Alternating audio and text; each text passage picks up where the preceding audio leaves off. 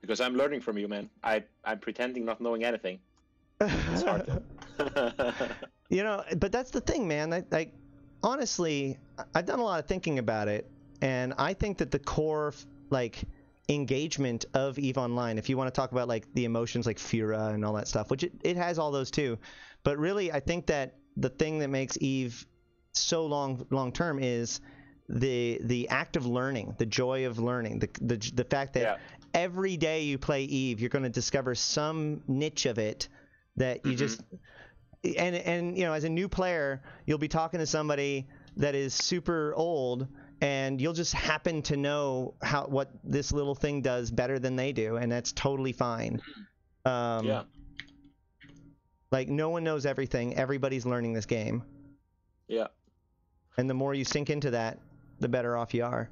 This is what I was talking about earlier, is that I think before the show, EVE Online, the sooner you consider EVE like the Dark Souls of MMOs, and not think of that in like a really like memey kind of way, but in a like, it is, you know, the way that the difficulty of the game is structured, the way that death teaches you, the way that the stats are, you know, processed, the way that the lore is done.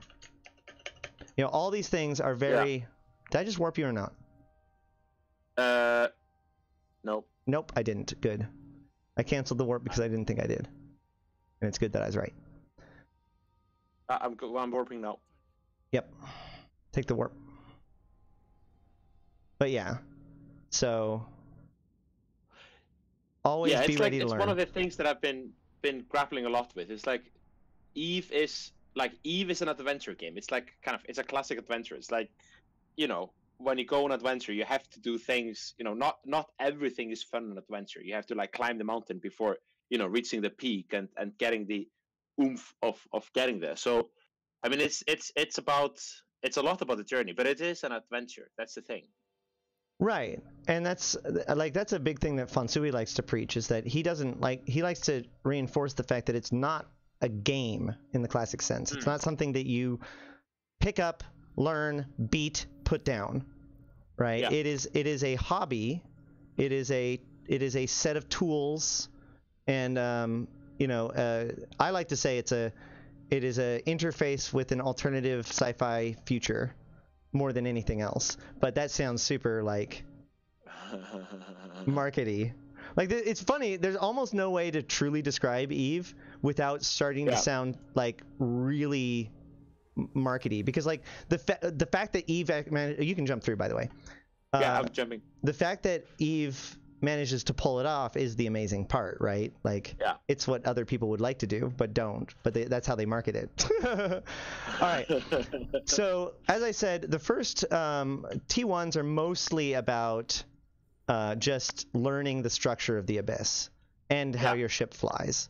So you know, obviously you can use long range ammo for them. These guys are all kind of the same.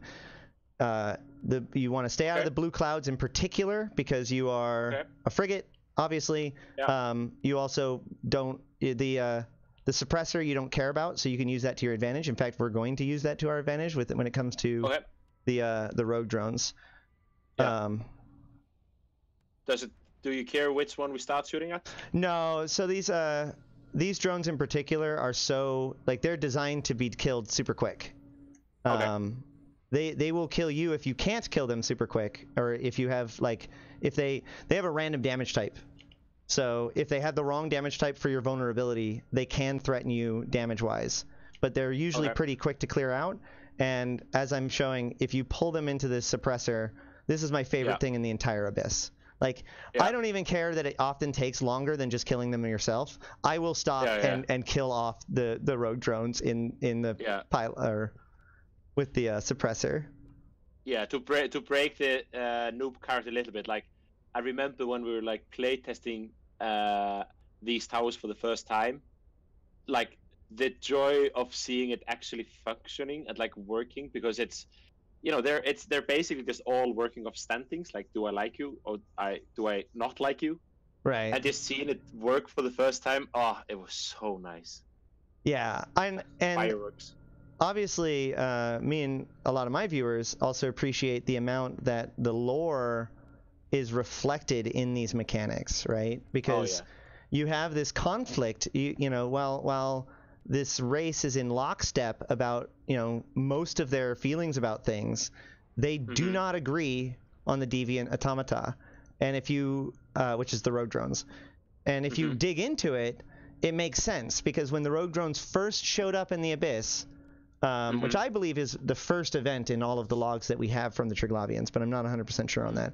But when that happened, the first thing they did was just start ransacking the home headquarters, or one of the homes of the Belobog subclade of the Svarog clade. So the first thing they did was start wrecking Svarog's stuff.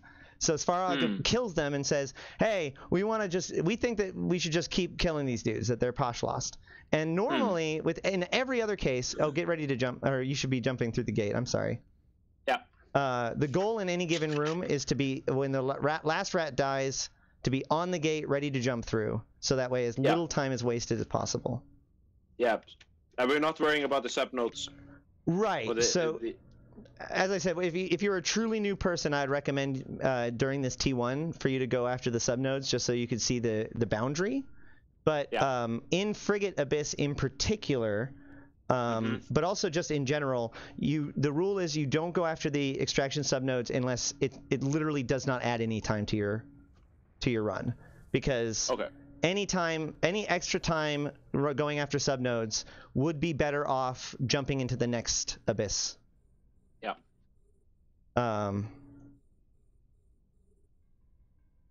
And if you're comfortable enough to spend time going after extractors, it might be good to start considering jumping up to the next difficulty. But at any rate, the end of that story is that you know, the Veles clade disagreed and has interfaced with the rogue drones. They sent out what they call the detached Nafka, which I still don't 100,000% understand what that means. But whatever it is, it was successful. And so you have one group that has found that the rogue drones are relatively friendly, and then you have what really amounts to being the most militant of the three groups that just won't have it. And so you have this conflict that plays out in the fact that you have some of the Trig will be found working alongside rogue drones, and every single time if you look at those rogue Trig and you show info, it'll show that they are Veles clade. And if you look at the show info of the deviant automata, show info, it says strategic troika Svarog clades severed descents from Noema, that deviant automata may enter Subornos with the clades. Svarog clade now time affirms imperative of Poshlos extirpation. So again, they got an agreement. Hey, these guys are bad. Let's destroy them. And then the Veles was like, hey, no, they're not actually that bad. So Svarog's like, no, we agreed they're bad. We need to keep killing these dudes. We're not working with them. I love it. I love it too. It's great. So this room is, of course, the Drifter battleship, which is sort of spooky. It is definitely a potential kill room for a lot of cruisers because they're slower. It is less dangerous for frigates because they have a harder time tracking. But this room I love because it teaches spiraling. This is the room that I get the most people coming to me going, this killed me. And I go, well, what killed you? And they said, Charybdis Tyrannos. And I go, well, did you spiral? And they go, what's spiraling? And I go, let me teach you, right? And teach me. So the way spiraling works is that if you go directly at something, your traversal is 0, which means it's gun, which this is the hardest hitting, slowest tracking gun in the Abyss. So if it can track you, it will wreck you. But so you need to keep that traversal up at least a little bit. Once you get within 30 kilometers, it becomes way easier, even on a cruiser level. But until then, you certainly want to make sure that you are not going directly towards them. So the result of this is you center the drifter, or whatever the target is, and you can center things with C. And you double-click in space halfway between the edge of your screen and the edge of the screen. And you'll start going in that direction. And then the target will start drifting off to the side. And so you actually want to stop using the C so that way it does drift off to the side. And every time it drifts off to the side a little bit too much, you recenter it and you redouble click halfway between the edge of the screen and the side, or in the center. And that will, what that'll do is it'll force you to come into an ever tightening spiral onto the drifter until you get to a point where you're comfortable to cut into exactly what range you want to be at and then sit in that orbit. So that's what spiraling is, and it's how frigates avoid being destroyed. So you always want to kind of keep it in the center, and you just click to the right and left, or do you also go top and bottom? So that's the really cool thing.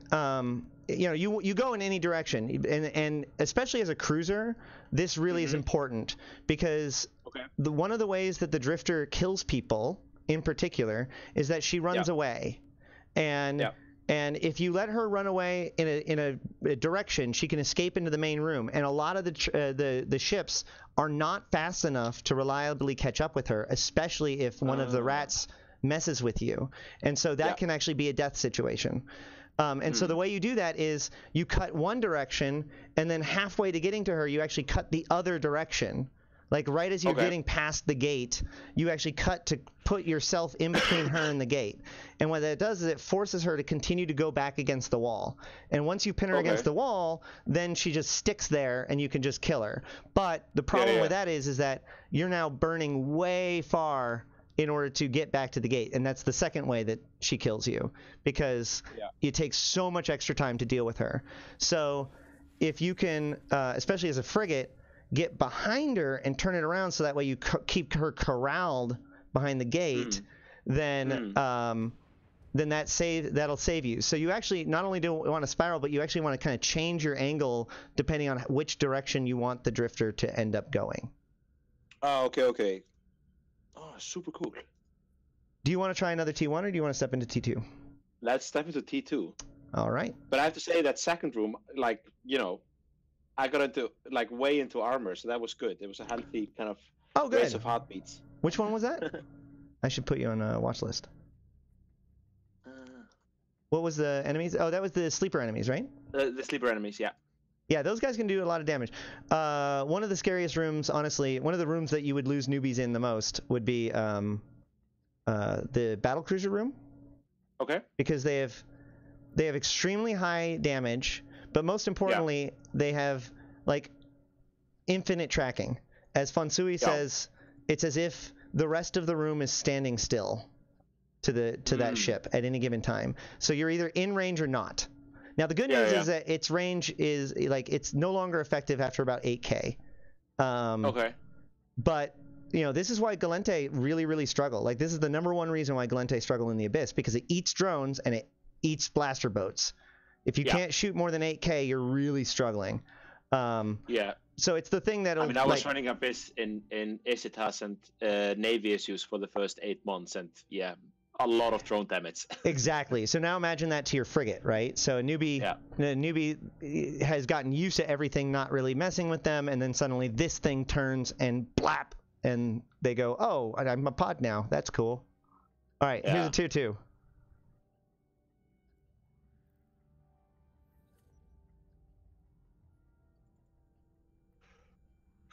So one of the things is that when the capacitor flashes, that's when you're officially in the Abyss. That's when you can turn on your modules. Oh, I forgot to ask you. Open up your fitting when we jump in, and just verify that you go cap stable once you're inside.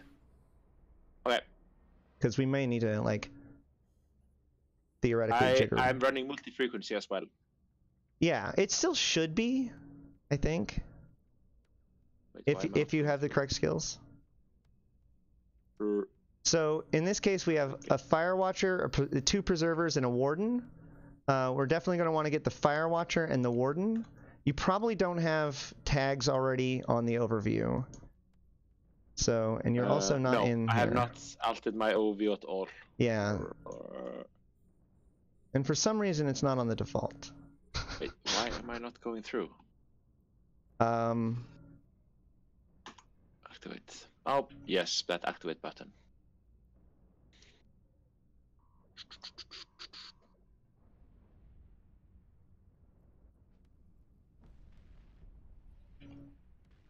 By the way, the fact that the ammo stacks in order now. So good. Yes. So good. The thing I love about it is the number of experienced players that just won't admit to the fact that it has made them know what's going on just a little bit more. Oh, yeah, dude, come on. It's just, yeah. Oh, you can just memorize them. I'm like, yeah, okay. Every Single one. Yeah. You say that. Like I get the big ones, right? Like I know null and void, but you know when you start getting into the little nuances, like what's more standard or ultraviolet? Yeah. Screw you! You had them all memorized. I don't believe you. Although that being said, there are definitely there are people that have the one thing that I'm actually embarrassed that I haven't picked up as well as I should is turret identification. There are people that can just like glance at a ship and know exactly how it's fit just based on the weapon that they see. Yeah. I mean, there are so many things that I fail at, especially like when I go to events and I'm like jet lagged and someone is asking me about something, you know, a really particular fit, and I'm like, oh shit, like slow brain, have to like turn things on. Thanks for the reminder. No, I love it. Once again, we plunder the Abyss, and you can plunder our skin collection. Exclamation point plunder to win a whatever the other one was. Fantastic. Hecate Kali Neon, which is another one of my favorite skins because so nice. I love the story of Kali. I love the story of the Crystal Boulevard, which is of course invoked by the skin itself.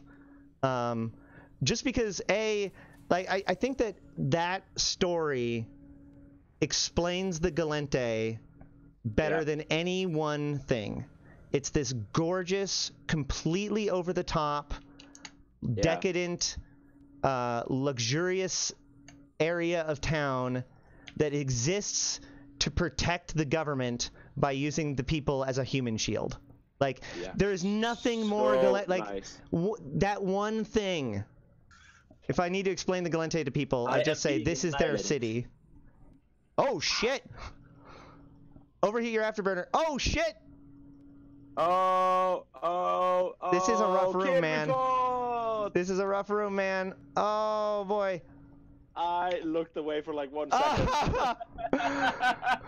Well, I think we might have extra Does anybody have any extra of these Punishers around here? That's awesome. Yeah, I should have. Yeah, I mean, like I said, the T2 is when you start encountering all of the different rats, and these Triglavian rooms are by far the most deadly. I'm kind of bummed out that I was killed in the Abyss before I was killed in PvP. Oh man. In PvP. That reminds me. I roamed with the B team because like everybody's talking about like what null is like or what PvP is like nowadays. So I was like, fine, I'll go roam with the B team. And we went out and we got a couple of good kills, like a VNI, and we ended up getting a carrier, and we killed the carrier.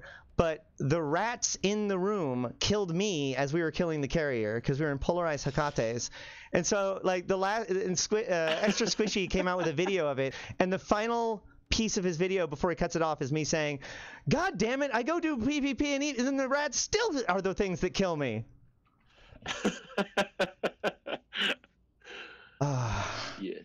So now we actually play a different game, which is, can we keep you alive in your pod? Because it used to be that they didn't go after your pod, which I actually liked because it made you sit there and think about what you've done while you're waiting for the self-destruct to happen. Shame. Well, I mean, it's not even shame. Like, really, like, legitimately, the thing I like about the Abyss is because of the fact that everything goes well until it doesn't. Unlike PvP, when you die, and you will die in the Abyss, you know what happened. And if you sit there and think about it for a few seconds, you can learn your lesson and know how to do it differently. And because the encounters repeat, then you can get that encounter again and prove that you have learned your lesson. And that provides the feedback and feeling of mastery that I think Eve was lacking for a very long time. Nico Lambert, thank you for joining me down the rabbit hole to Eve Online. Oh God. Oh God. Oh God. This is a bad room. Okay, so this is 3 Webbers and the Drifter battleship. So and I'm in a pod. You're in a pod, so you're not helping. I'm in a pod. So here's how this works. When I have this many webbers, I cut a wider cut than I normally do, and now I see that they're about to get within 15 kilometers, and I overheat my afterburner. So my goal is that they're coming in from the side, but I overheat my afterburner and fly past them, so that way they never get a web off on me. And then once I get past them, I cut off the overheat, and then I cut in to get my spiral in on the drifter. That is how I do. So many people die in this room. Even after they have the ship that can handle it, because they don't know how to do that. Your goal is to minimize, if you can make it so, because newts and webs both have like very short range. So if you can minimize the amount of time that those guys are within 15 kilometers of you, that is what will make you survive. You will break past their webs and newts and break on through to the other side and be able to get within Charybdis's safe zone. I am totally spiraling around this drifter because he is shooting me hard. Yeah, you pulled the entangler off of me, actually. All right, well. I wonder where your med clone is. It's probably in. Oh, it's probably somewhere in like Minotaur's space. It's somewhere in Minotaur's space. Well. Okay, gotta survive. Otherwise, you're gonna spend like 20 minutes. No, I think we could just do it in Pamene. Seriously, does anybody have a I mean, we could swap to a breacher, but legitimately he has to pay for his skill injectors. So if I make him like switch into 3 different ships, like I'm actually asking the real person playing the game to buy extra skill injectors just for this presentation. I have 230,000 skill points. Yeah, actually, like caveat. This is a fresh character, but I did pull out my credit card earlier to buy Plex and the skill injector just so we could like not wait for like 17 hours before my rig things were up to snuff. All right, I am keeping myself alive. Can you link your loss mail? Oh. I can grab the fit if I need to, but I mean, you already have it technically. Yeah. Yeah. Wait. I'll do it in a second. You can just drop it in fleet. Oh, I guess you are trying to dodge like a really bad guy. Yeah. I'm like double clicking like a madman here. You can probably hear the clicking. Well, he's redboxed me now. Is he still legitimately after you? He's getting closer. Looks like he's coming after me again. I have no idea. I'm just panicking. Fair enough. Well, you can see the shot. You should still be able to see whether. Yeah, no, shots are coming my way, so you should be okay. You're fine. It's fine. Everything's fine. It's fine. It's fine. Oh, this is the origin conduit. I've got 10 minutes. This is super good. Can you fly with us? Yes, absolutely. Wait, I think so. I shouldn't be so quick. Yeah, Pockets probably has one. Yeah, well, yeah, we're doing electricals right now. So if you got something else that can do an electrical. Is this? Am I? No, I'm not. Hey, look at that. Let's get an optimal, shall we? I'm really taking advantage of the. Oh gosh, I let him web me. That's what the problem is. Oh boy. This person's back. I should probably kill him. See, 1 web when you're 13 kilometers away isn't so bad. 3 webs when you're 40 kilometers away is a really big problem. Yeah, right. All right.